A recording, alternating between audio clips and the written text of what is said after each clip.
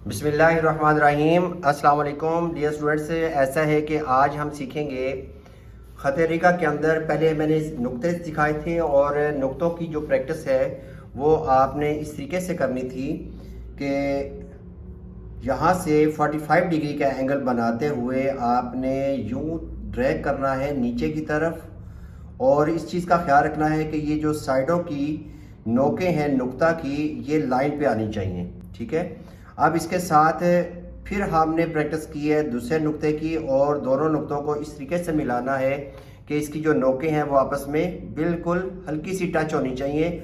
और नुक्तों को प्रैक्टिस करते वक्त आपने ये मिस्टेक नहीं करनी कि एक नुक्ता आपने बनाया और दूसरा इसके ऊपर ही एकदम ऐसे चढ़ा के तो फिर काम शुरू कर दिया।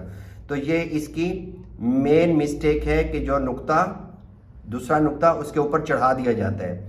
अब देखें कि अक्सर स्टूडेंट क्या करते हैं कि इस नुक्ते को लंबा कर देते हैं या फिर ऐसे ड्रैग करेंगे यूँ नीचे की तरफ आ जाएंगे, तो ये मिस्टेक है।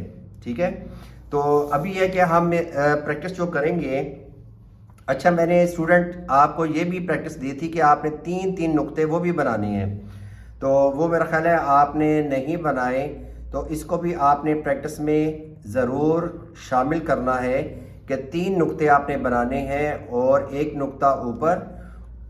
ठीक है, और जैसे शीन के नुक्ते होते हैं इस तरीके से आपने बनाना है और इसी तरह तीन नुक्तों की प्रैक्टिस करनी है, तीसरा नुक्ता आपने नीचे लगाना है।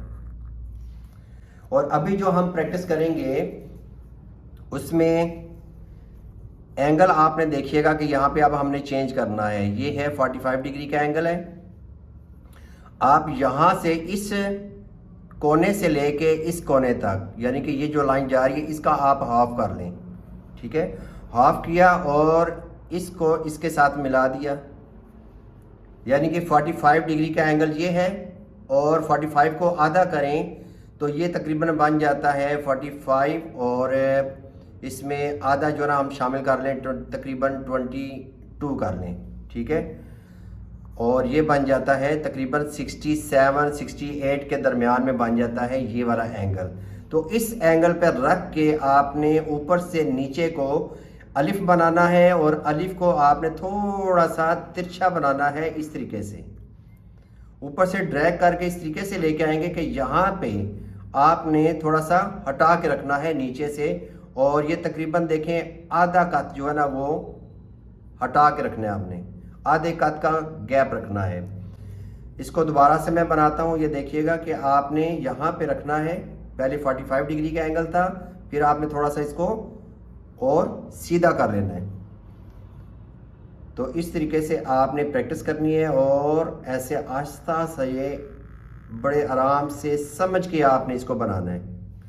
अब ये जो दरमियान में गैप है यहाँ पे आपने खुद से फिर प्रैक्टिस करनी है कि यही एंगल रखते हुए यहाँ पे आपने इस तरीके से अलिफ को बनाना है। अब देखें इन दोनों अलिफ के दरमियान में जो गैप है वो है तकरीबन आधे कद का। और जब आप ख़त रिका में या किसी भी फॉन्ट के अंदर या स्टाइल के अंदर आप लिखाई करते हैं तो दरमियान में जो साइज़ है हरूफ के दरमियान या करीब करीब जो गैप रखते हैं वो आधे कद का रखते हैं। ठीक है, तो अब देखें कि इसमें आपकी तीन चीज़ों की प्रैक्टिस होगी। नंबर एक के कलम के कद को आपने किस एंगल पे रखना है वो आप जान गए हैं, 67 तकरीबन 67 का जो एंगल है वो रखना है। दूसरे नंबर पे कि आपने ऊपर से नीचे आपने ड्रैग कैसे करना है। जब आपने ड्रैग करना है नीचे लेके आना है तो आपने कलम के ऊपर ज़्यादा प्रेशर नहीं देना। आप देखें जब आप प्रेशर ज़्यादा दे के लिखेंगे तो फिर क्या होगा, ऐसे करके चलेगी कलम, ये देखें, ज़्यादा प्रेशर नहीं देना। नंबर तीन, आपने जो इंक है वो थोड़ी सी ज़्यादा लगानी होती है, कम लगाएंगे तो ये रास्ते में खुश्क हो जाएगी, तो फिर आपकी जो प्रैक्टिस है वो ठीक नहीं होगी और अलिफ जो है वो पूरा नहीं बनेगा। नंबर चार, चौथी नंबर पे कि आपने इसको थोड़ा सा तिरछा रखना है और यहाँ से आधे कद का गैप रखना है। अब आधा कद आप कैसे नापेंगे, इसकी पैमाइश कैसे करेंगे कि ये देखिए यहाँ पे मैंने एक पूरा नुक्ता लगाया है तो ये नुक्ता एक कत है। ठीक है, ये नुक्ता एक कत है। जब आपने इस नुक्ते को हरूफ के लिए इस्तेमाल करना है, जैसे आप बा लिखते हैं और बा के नीचे نقطہ لگاتے ہیں تو اس وقت اس کو ہم نقطہ بولیں گے، اس وقت ہم اس کو قط نہیں بولیں گے۔ لیکن اگر یہی نقطہ آپ پیمائش کے لیے استعمال کرتے ہیں تو پھر اس کو ہم نقطہ نہیں بولیں گے، ہم کہیں گے یہ قط ہے۔ مثال کے طور پہ اگر ہم اس الف کی پیمائش کرتے ہیں 1 2 3، ٹھیک ہے، تو یہ 3 قط کا الف ہے، 3 نقطوں کے برابر الف ہے، تو یہاں پہ ہم پھر کیا بولیں گے؟ 3 قط کا الف ہے، 3 نقطوں کا الف نہیں بولیں گے، ٹھیک ہے۔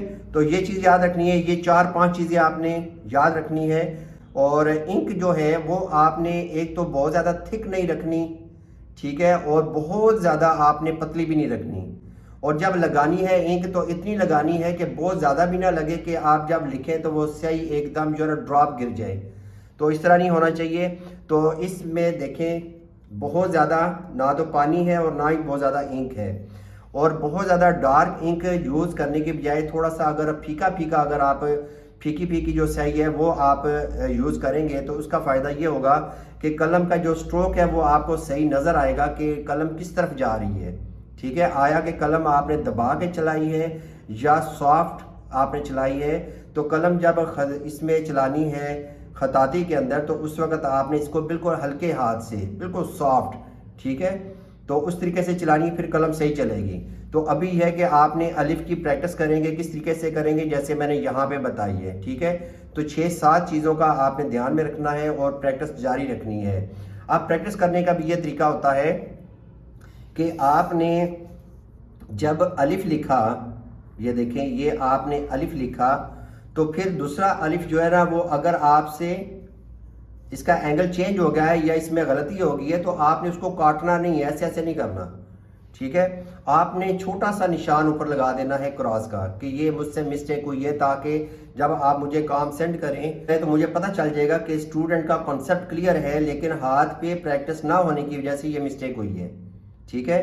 اور اگر اسٹوڈنٹ کو اپنی غلطی کا خود ہی احساس ہو جاتا ہے تو یہ بہت اچھی بات ہے اور یہ پلس پوائنٹ ہے اسٹوڈنٹ کے لیے کہ اسٹوڈنٹ کا یہاں سے پتہ چلتا ہے کہ کنسیپٹ کلیئر ہے لیکن اس سے مسٹیک ہوئی تھی اور اس نے سوچ کے تو اس کو غلط کیا ہے، ٹھیک ہے، اور جو ٹھیک ہوگا اس پہ وہ ٹک کر دے گا، ٹھیک ہے۔